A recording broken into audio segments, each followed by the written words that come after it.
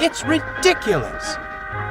Thomas's frustration echoed around the station, but did nothing to arouse interest in his case. Percy snored a touch louder in his siding, and Annie and Clarabelle sighed, knowing what was coming next. "If people wanted to see my branch line, why not let me show them? I know the line and our timetable better than anyone. These enthusiast specials are nonsense. Imagine making me wait at the cattle dock." "As we've told you countless times," Annie sighed, "the Fat Controller promised we wouldn't be late, and we're not. Just look at the clock. There's plenty of time." "I do agree about the cattle dock," shivered Clarabelle, who didn't much care for cows. "But never mind enthusiasts. We have our own passengers to look after." "Well, of course I'll be looking after them," Thomas huffed. "I have a duty to my branch line. But does the engine pulling these trains respect that?" A familiar whistle echoed in the distance, and Thomas smirked knowingly. "I suppose that answers my question." With more pomp than the circumstances called for, James rolled proudly into the station, whistling once more. "Salutations, little engines!" Passengers spilled from the coaches, cameras clicking and flashing all the while.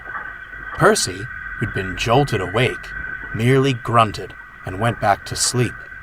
"So," Thomas grinned, "the Fat Controller lets any engine pull specials these days, does he?"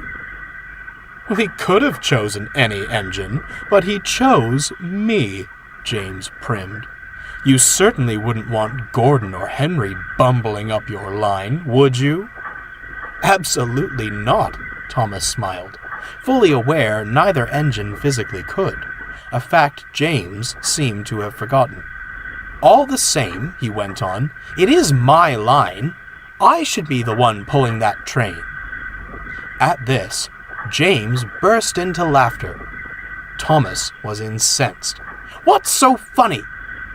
"You," James replied, regaining composure, "seem to enjoy leaving things behind. Your crew, your guard, even your whole train.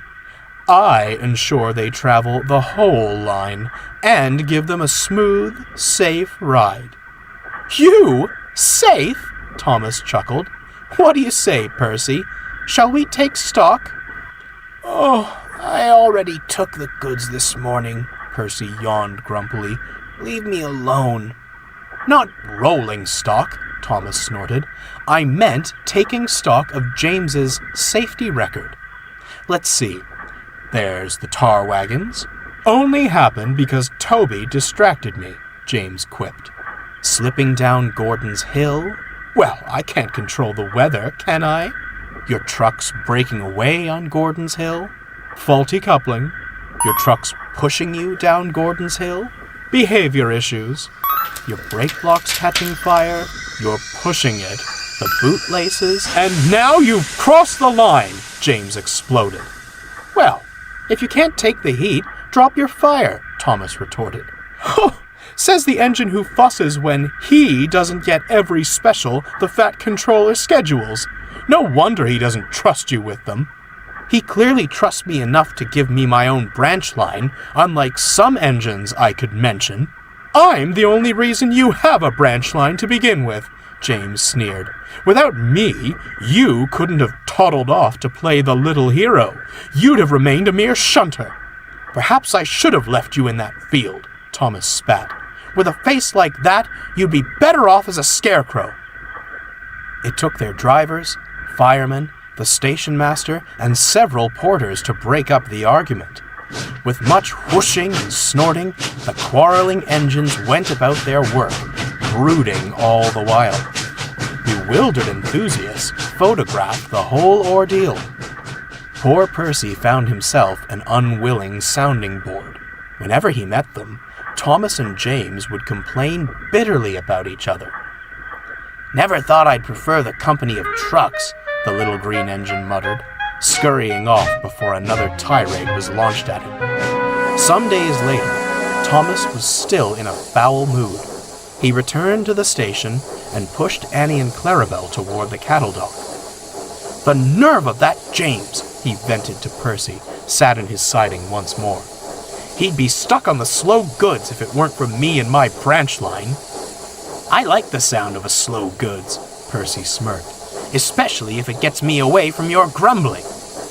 Thomas's grumbling was about to keep Percy right where he was. A special livestock delivery had been scheduled for Percy's next train. The van sat at the cattle dock, the farmer about to herd the cows aboard.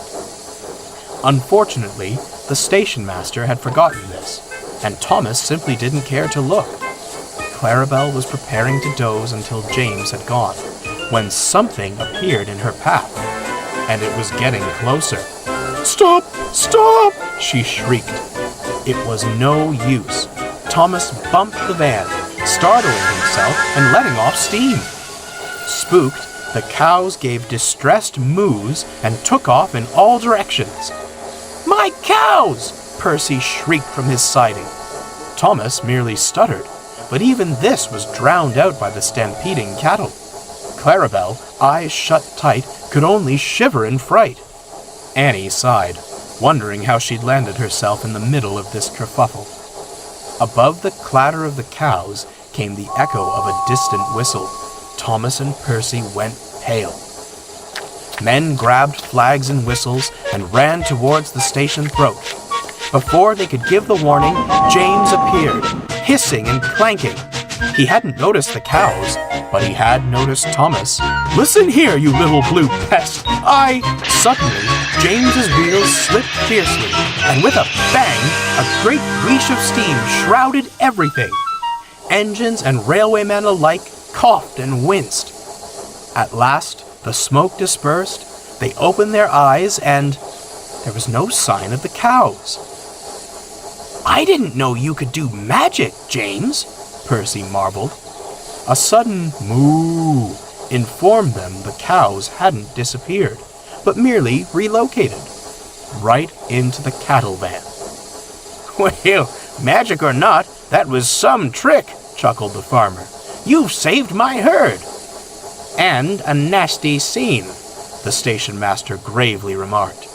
"You're safe to bring your train into the station now." "I'd love to, sir," James panted, "but only I can't move." "It's your own fault," his driver chimed in.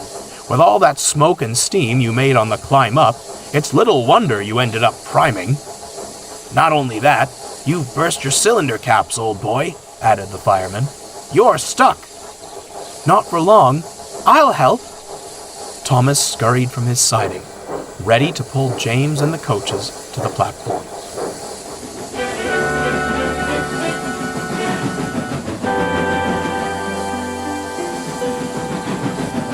"Thank you," stammered James, disarmed. "Thank you," chuckled Thomas. "My branch was nearly a pasture." He sighed and looked at his buffers. "You did keep your passengers safe, too. I'm sorry for being cross, and for the bootlace remark." "And I'm sorry for belittling you," James replied. "You know, if I must come down a branch line, I'd rather it be this one. I quite like its inhabitants. You earned it, with or without me." There was silence. "Now, don't ever mention bootlaces, or I'll never come round again." Both engines burst into hearty laughter.